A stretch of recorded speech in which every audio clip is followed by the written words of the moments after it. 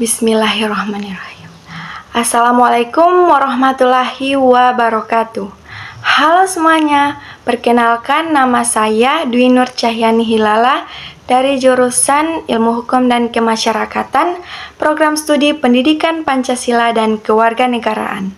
Dalam video ini saya akan menjelaskan tugas kuliah pengantar kependudukan lingkungan hidup yang diampu oleh Bapak yang saya sebut nama beliau dengan hormat, Bapak Dr. Abu Bakar Siddiq Katili, SPD, MSc. Baik, agar kita bisa mengetahui lebih dalam dari mata kuliah ini, pembahasan apa yang ada di dalam mata kuliah ini, terlebih dahulu saya akan menjelaskan pemahaman saya terkait dengan kependudukan dan lingkungan hidup.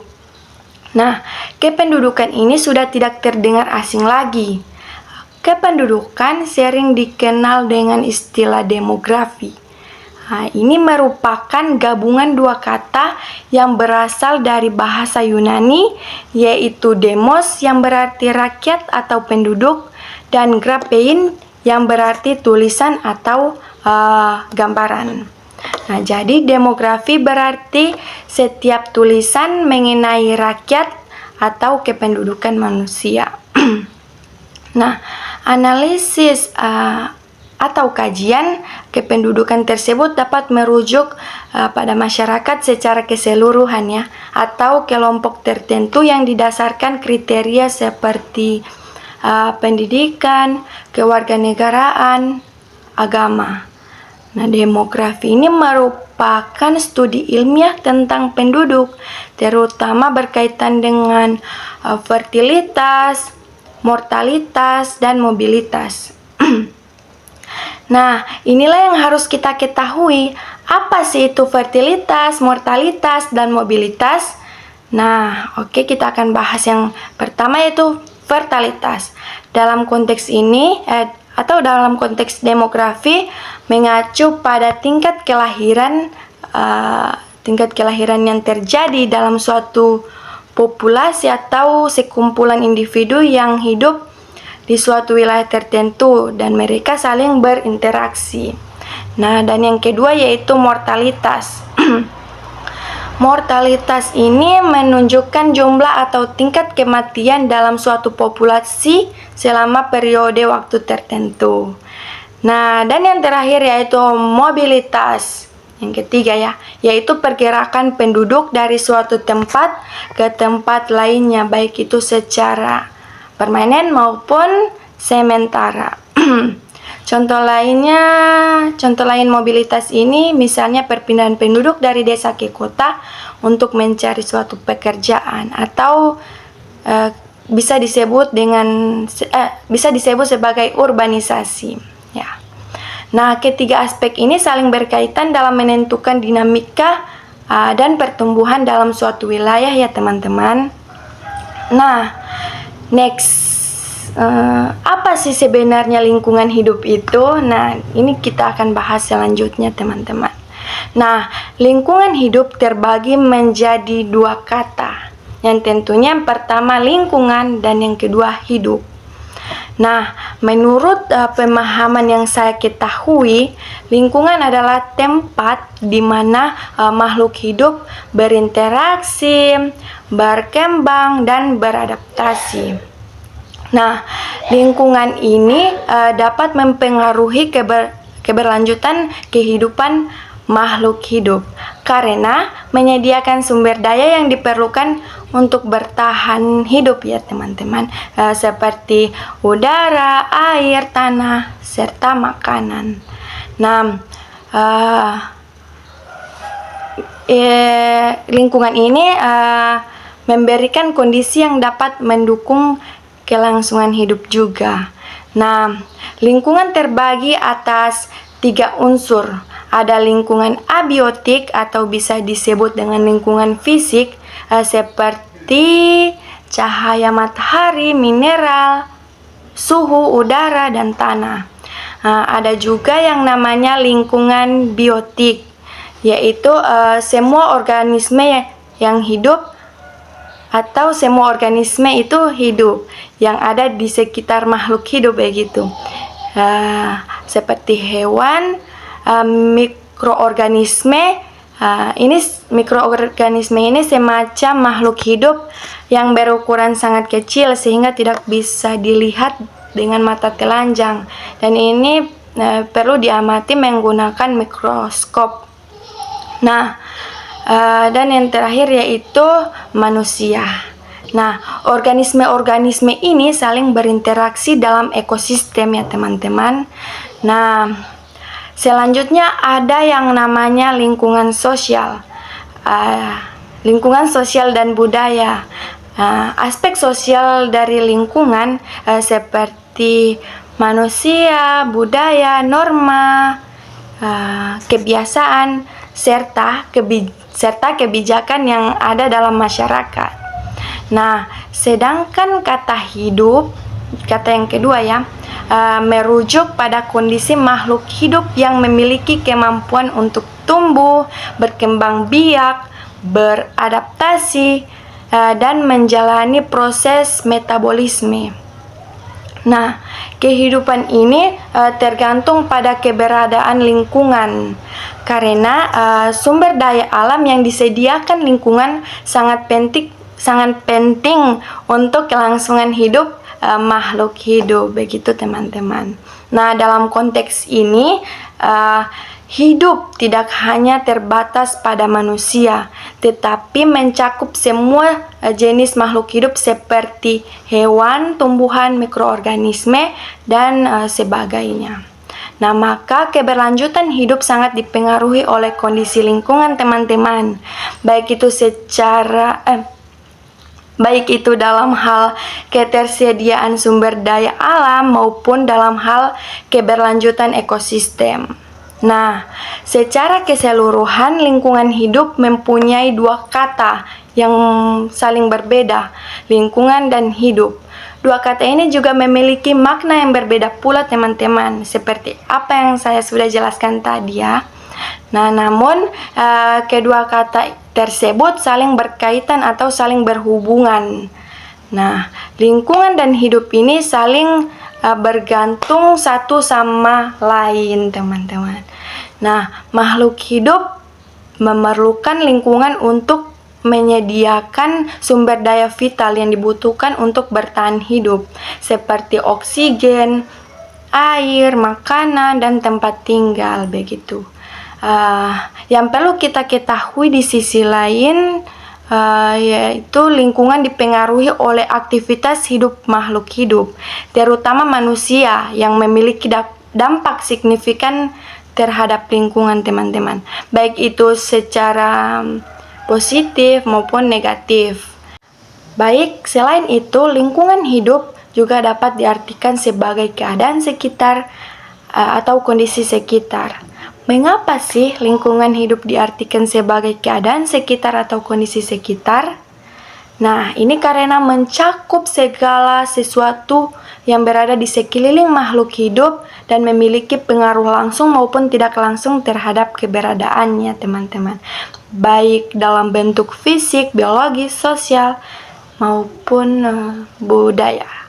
Nah, pengaruh langsung ini yaitu pengaruh yang terjadi secara langsung dan segera terjadi terhadap makhluk hidup.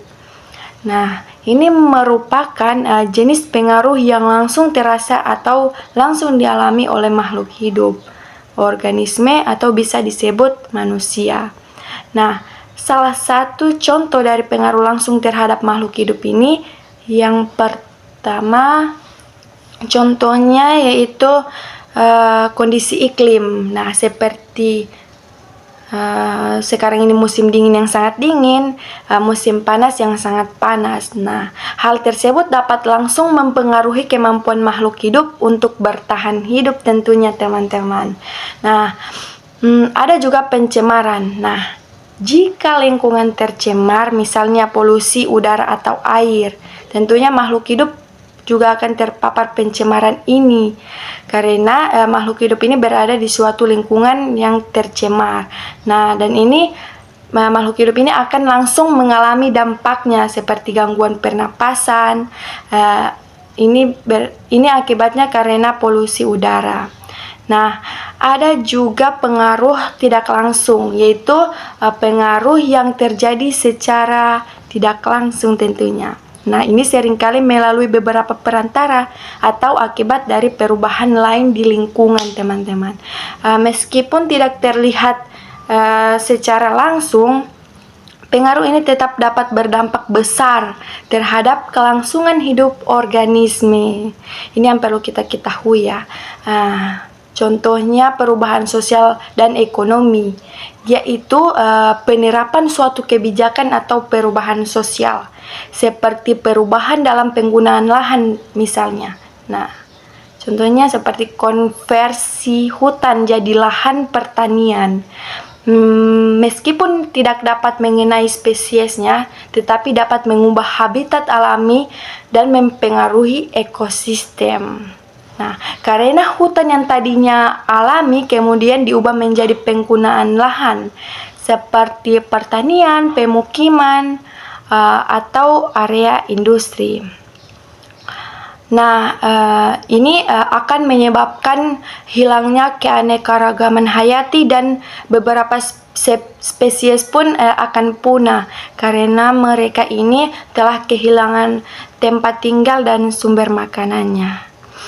Nah, selain itu, kehilangan spesies atau gangguan dalam ekosistem dapat berdampak pada kualitas tanah, air, dan udara. Nah, misalnya yang barusan sudah saya jelaskan, yaitu konversi hutan. Nah, ini akan dapat mengurangi kemampuan tanah untuk menyerap air, dan ini tentunya akan meningkatkan risiko banjir dan erosi.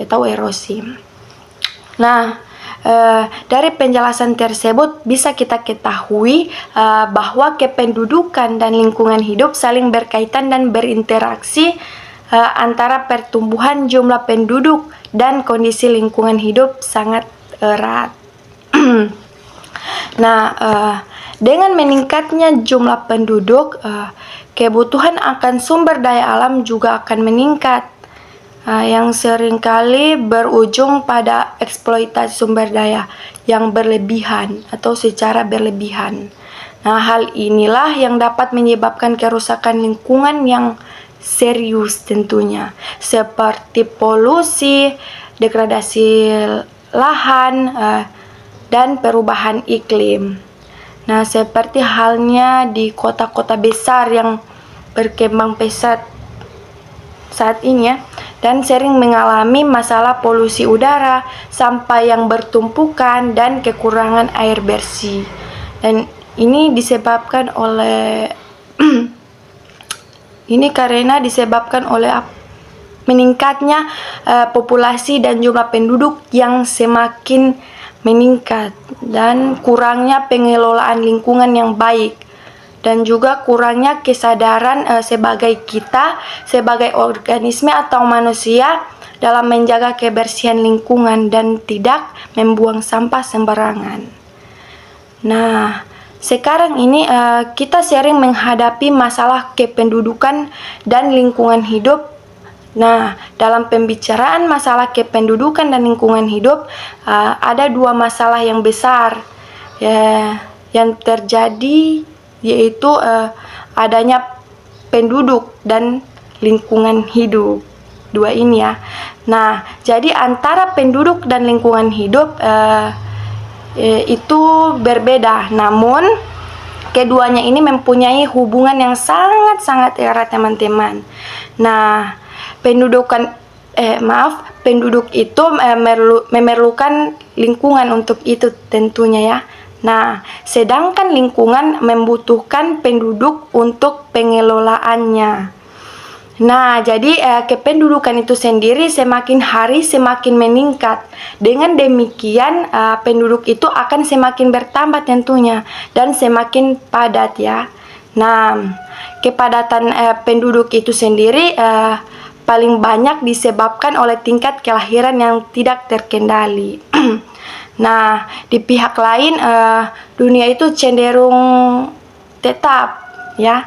Nah, bahkan menurun, yaitu menurun mungkin karena abrasi ataukah karena penggunaan untuk sarana atau juga prasarana, teman-teman. Nah, dengan demikian lingkungan untuk tempat tinggal akan berkurang, ataukah mungkin lingkungan yang dibutuhkan untuk kehidupan itu akan berkurang, teman-teman. Nah, kependudukan yang disebabkan oleh tingkat kelahiran yang tinggi tentunya akan menimbulkan dampak pada lingkungan.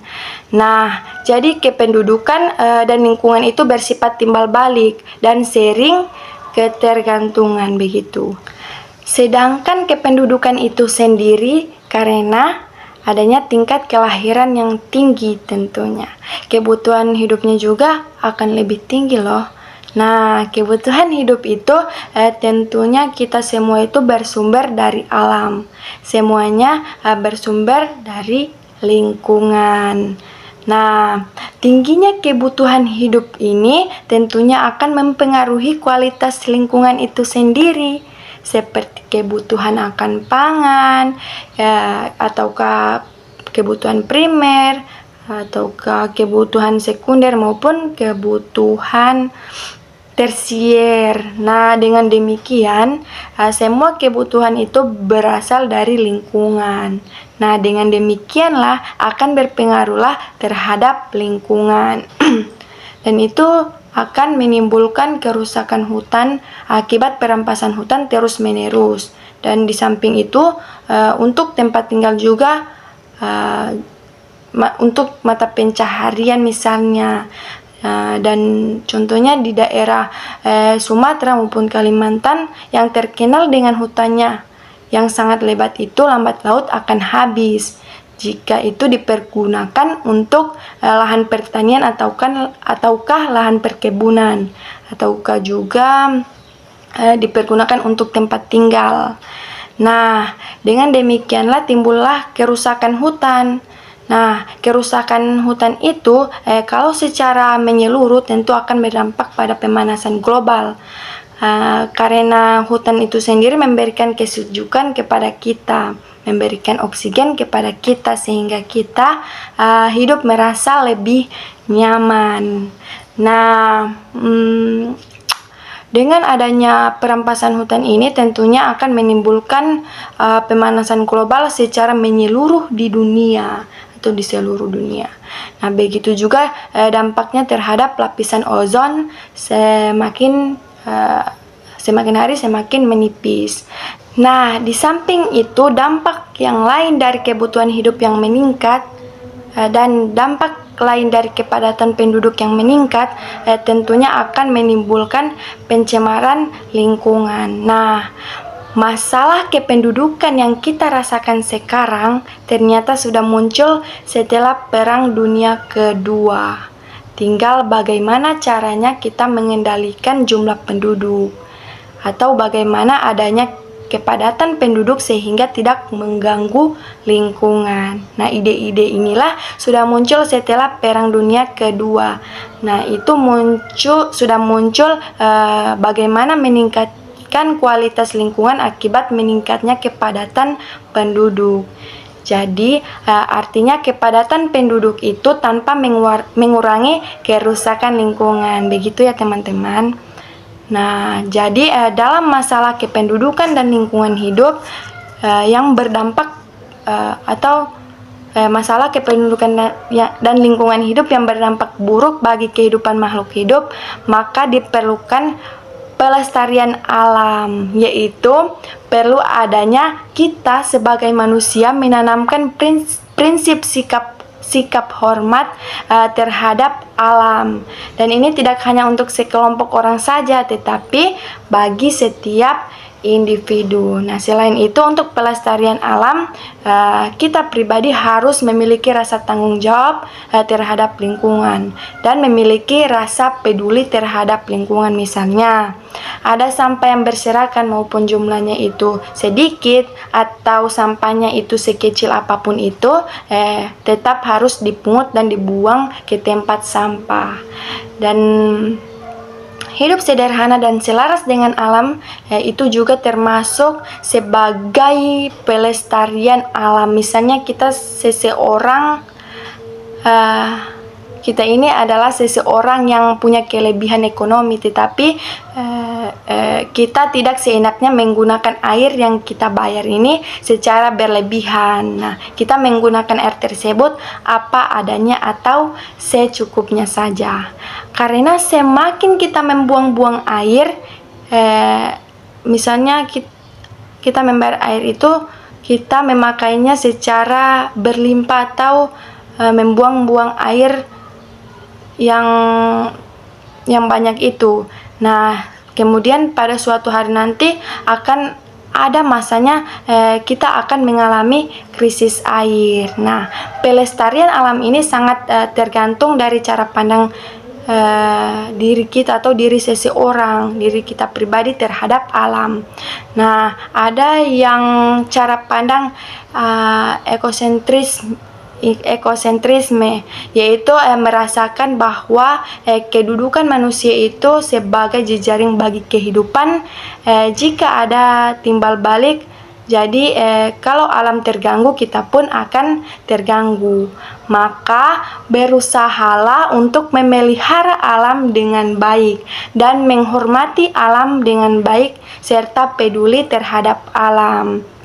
Nah, sekian dari saya atas penjelasannya dalam video ini. Semoga harapan saya terhadap penjelasan kali ini, semoga dapat memberikan benefit ilmu yang baik ke depannya dan teman-teman dapat mempelajarinya. Sekian dari saya, terima kasih. Wassalamualaikum warahmatullahi wabarakatuh.